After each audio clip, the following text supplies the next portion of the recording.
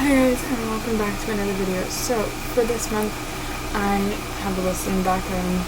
We'll ignore that, that's for a different video. So, for the month of May was a struggle for reading. I barely read anything. I couldn't tell you when I even read these books. I just know I read them and enjoyed them, and that's about it. So, for the month of May, I reread A Wrinkle in Time. I really enjoyed it. It went down a star. I used to rate it a 5-star, but it's now 4-star, but that doesn't mean I don't hate the book now. It's just not as high of a ranking, but I think that's because my rating has changed a lot since I read it in like 2018, 2017-ish. I still enjoyed the story, still enjoyed the plot, the characters, all that kind of stuff. Number 2 being that I really enjoyed the audiobook. I thought the audiobook was really well done, considering there was so much to go over and so much to talk about. And I feel it was really good. I believe there was a thing from the niece or granddaughter at the end of the audiobook that was an anniversary thing, and that was a really fun tidbit to add in there. I also read Walking Dead Volume 25 through 27. Now, since I'm so far into this comic book series, it's kind of hard to tell you where I'm at without spoiling it, but without spoiling it, I enjoy the characters. I'm concerned for the characters, but it also feels like we're starting over at the end of the series, if that makes any sense. But I feel like it's hard for me to describe. It kind of feels like when you think everything's fine in a fantasy book, and really there's one big last battle, and I feel like we're finally at that one big last battle before everything ends. And I'm kind of sad that the series is going to end, and also some characters have done some flip-flopping position-wise as to whose team they're on, what part of the team they are, and I'm really excited for the last few comics to see what's going to happen, what's going to change. From there, I finally finished A Feast of Crows. A Feast of Crows is book 5 in the Game of Thrones series. I will say that I think A Feast of Crows is my favorite of the Game of Thrones series so far, which makes me really happy because A Storm of Swords was not so my favorite, and I was really worried that I was going to listen to these big long 30-hour books and then just crash land and not want to finish the last few. I will say I'm not excited to be part of the club that is patiently waiting for book 7 in the series, but you know, there's been rumors that he's writing like close to finishing the book because there's new shows coming up, and I really hope that's true. From there, I have no idea which challenge what book I had originally meant for this challenge, which was Ant-Man, read a book under 200 pages, but I'm just gonna go with the fact that I read those comics, and therefore the Ant-Man challenge did get complete. He did that month, and lastly, I read The Final Warning, which was one part of my Maximum Ride reread, which is about 6 kids that are test tube children. They're 90% bird, 10% human, even though they look like humans, talk like humans, all that kind of stuff. They do have wings, and now for their entire life they've been on the run from these people who are trying to capture them and kind of in them because they were in a failed experiment. And of course they have, besides that, they have another enemy on top of that, which are Wolverine, werewolf, human mess. I don't know how else to describe it. Yeah, and I have already read the series, and I think it's really interesting that even though I have already read the series before, the audiobook still made me panic and worry about my characters, which makes me really happy because that means the voice actors did their job well. moving on to TV shows and movies and things that I watch in the month of May, which took up the majority of my month. So not so TV show, but kind of TV show kind of thing. I watched 3 seasons of Escape the Night by Joey Graceffa, featuring a bunch of YouTubers that I really hope. I'm not even done with season 4 yet, and I'm really, really hoping that season 5 comes at the sometime this year, next year. And from the sounds of it, he's working out on the low key, so it makes me happy. As far as expectations going in, I was really worried about the fact that this is a YouTube series. But shockingly, I ended up enjoying it. I thought the sets were good. I thought the editing was good. I loved the characters. I feel like the characters were a dramatization in not an over-dramatized sense of the people's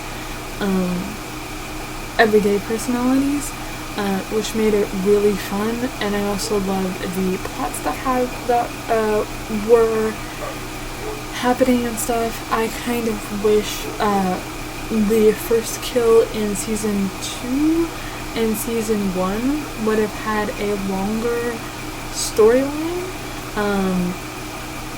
but I can see where they were important to kill off so early.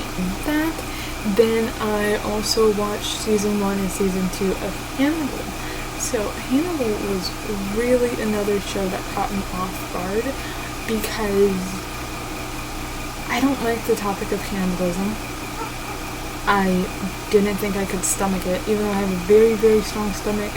I didn't think cannibalism was going to be a line that I could stand on, and be not comfortable with, but at least manage it. And actually I am, because luckily Hannibal, the main plot is the characters and what's going on, and not the cannibalism. Thank goodness.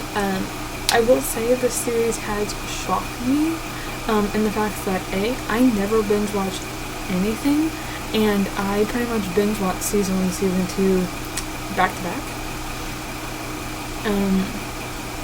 And also that I normally don't care about multiple side characters. I care about the main character, the side character, and maybe one other side character. And surprisingly, I pretty much care about everyone that was going on. I loved the mystery. I loved the plot. There was a few things that I was awkward about, but I feel like that's a me thing and not a TV show thing. And it was just a lot of, I don't want to say fun, because it's not. It is scary at some points, but maybe that's just because I'm a chicken. It is challenging. It is emotional. I was physically upset at the end of season 2 in the best way possible. And it is so intriguing. It just kept my interest. And as someone who is low focus, which is why I look everywhere but the camera sometimes when I record, most of the time when I'm recording a video, it kept my attention. Oh, is it for TV shows? No, kind of on the movies. I rewatched Steel Magnolias, which I until halfway through the movie didn't realize I had watched before, and then actually had to text my mom and be like, hey, have I watched this? And I had in fact watched it previously. It was kind of a hard movie for me to watch, as the main character does deal with diabetes, and it's kind of the character dealing with and coping with the fact she has diabetes. Now, to be fair, this takes place in the 60s or 70s, maybe, if I remember right. Could be completely and utterly wrong. And kind of defying the stereotypes that they had back then for diabetes.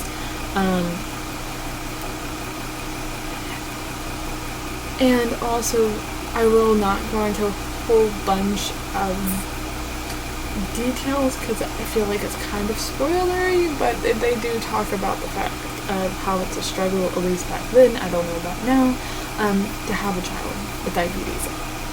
And they don't really go into the issues, they more talk about it, they have the conversation of Zeb and don't really show that much detail.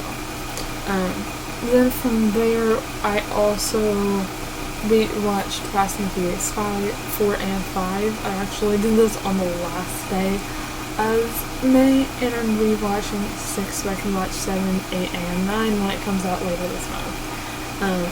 This is something I don't talk about on my channel because like my whole channel has been Harry Potter and Hunger Games and those franchises. But movie franchises besides Harry Potter and besides Hunger Games and Narnia, I have actually been raised on Fast and Furious since I was little. So Fast and Furious 1 came out in 2001, I was born in 2002, and I probably started watching them in 2006 when I was going into kindergarten. I've been watching this movie since I was really little, and it just makes me happy that I was able to rewatch these series, and also that I'm finally in the mood not in the mood, because I'm always in the mood to watch Fast and Furious, but that I finally pushed myself to watch these movies. There's things that I have forgot. I think that's everything. As far as video games, this is something that I want to talk about, because it's a new thing that I got into in May. Well, it's an old thing that I got back into in May, and that is video games. So, for the month of May, I actually only finished one game, just because it's super short. Besides going back and collecting some achievements I didn't have before, so I played Donut County, which was a really simple game. You just go around and make a bunch of pulls, collect a bunch of objects with a storyline. I did play that all the way through. I also started playing Life is Strange. I played almost all of that in May. I kind of had to stop because my phone died, and not gonna lie, I've been cheating a little bit in the sense that I want to see the consequences if I did or did not choose a certain thing. If you don't know, I don't know how to explain Life is Strange. Life is Strange is a consequence game, which kind of seems like all games would be a consequence game, but this one really is. This was following the main character and her best friend, and kind of making choices as to what the character's life will be and how it affects everyone else. I will say it's a game that makes me think a lot. It goes into a lot of important conversations that are kind of like minute things you wouldn't think about every day, but when they're brought up, they're very important. And then I started playing a game that I'm like a year past the hype, maybe 6 months, I don't know, but I finally started playing Cyberpunk, and Cyberpunk is so very difficult, but I enjoy it a lot. I'm enjoying the idea of playing more of a sci-fi game, because I haven't really played a bunch of sci-fi games. I kind of play a lot of real-life games and battle. At least I used to play a lot of battle games. So it's kind of exciting to be into a sci-fi world, and even though I'm playing on the easier side, and I chose Nomad, which I feel like is double easy, maybe? It could be wrong. But yeah. And I feel like I'm missing something. Oh, I almost forgot that I also started watching Danganronpa, which is a anime in some sort of field. It is an anime. I really enjoyed that and those characters, and I'm really excited to be getting into trying to get into anime finally. So a lot of good things, a whole lot of not reading. This is my TBR that I didn't read during the month, but again, this is for different videos, so I'm sorry if that bugged you in the background. And yeah, I will talk to you all in the next one, which will be in a couple days. Or this is the last video. You know what I do, and that's probably weird, but most of the reality of filming videos. Okay, don't forget your ass, and I'll see you in the next one.